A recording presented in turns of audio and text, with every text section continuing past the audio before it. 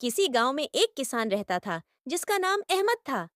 अहमद मेहनती, दियांतदार और सादा तबीयत का मालिक था।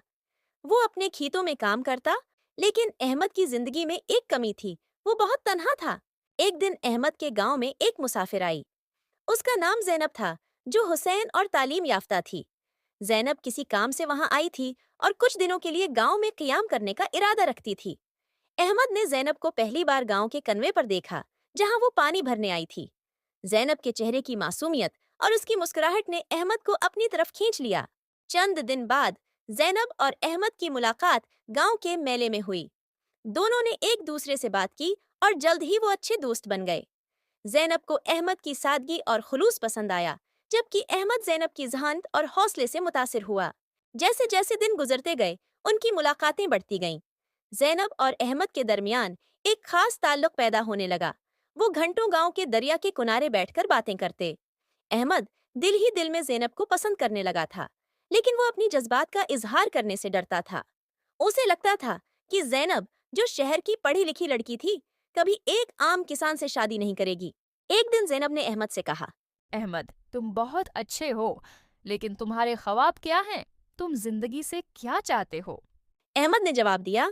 मेरा ख्वाब सिर्फ ये है कि मैं अपनी जमीन को बेहतर बना सकूं और अपने गांव के लोगों की मदद करूं। जैनब मुस्कुराई और कहा।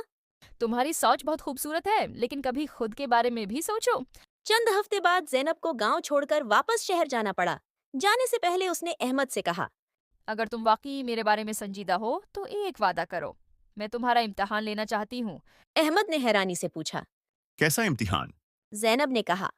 तुम्हें 1 साल तक मेरे बगैर रहना होगा, और इस दौरान तुम्हें अपनी जिंदगी को बेहतर बनाना होगा। अगर तुम ऐसा कर सके तो मैं तुम्हारा इंतजार करूंगी। अहमद ने ये वादा किया और जैनब शहर चली गई। जैनब के जाने के बाद अहमद ने दिल लगाकर काम करना शुरू किया। उसने अपनी जमीन को बेहतर बनाने के लिए जदीद तरीके अपनाए। वो किसानों की एक तंजीम में शामिल हुआ और खेती बाड़ी के नए तरीके सीखे। अहमद की मेहनत रंग लाने लगी। 1 साल के अंदर इसकी जमीन पर पहले से ज्यादा पैदावार होने लगी। 1 साल बाद जैनब वापस आई। उसने देखा कि अहमद बदल चुका था। उसकी आंखों में एतमाद और शख्सियत में निखार आ चुका था। जैनब को खुशी हुई कि अहमद ने न सिर्फ उससे किया वादा पूरा किया, बल्कि खुद को भी बदल डाला। जैनब ने अहमद से कहा। मैंने तुम्हारा इम्तिहान लिया ताकि ये देख सकूं कि तुम वाकई संजीदा हो। तुमने साबित किया कि मोहब्बत सिर्फ जज्बात का नाम नहीं, बल्कि अमल और कुर्बानी भी है। अहमद ने जैनब से कहा।